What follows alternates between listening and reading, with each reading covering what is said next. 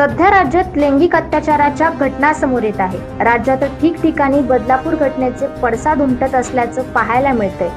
All India student federation नाशिकच्या वतीनं महिलांवर होणाऱ्या लैंगिक अत्याचाराच्या निषेधार्थ आज शहरातील गंगापूर रोडलगत असलेल्या मराठा विद्याप्रसारक समाज KTHM महाविद्यालयासमोर जन आक्रोश मोर्चा काढण्यात आला होता। यावेळी इन्कलाब जिंदाबाद, नारी शक्ती जिंदाबाद अशी जोरदार घोषणाबाजी करण्यात आली।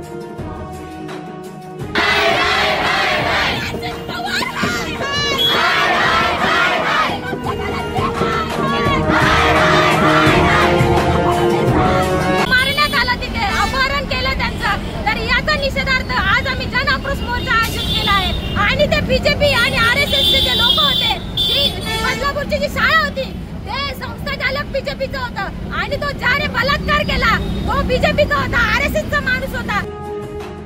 या आंदोलनादरम्यान नाशिक गंगापूर रोडवर काही वाहतूक कोंडी निर्माण झाली होती। यावेळी पोलीस बंदोबस्त तैनात करण्यात आला होता। Bureau report 9 news Maharashtra.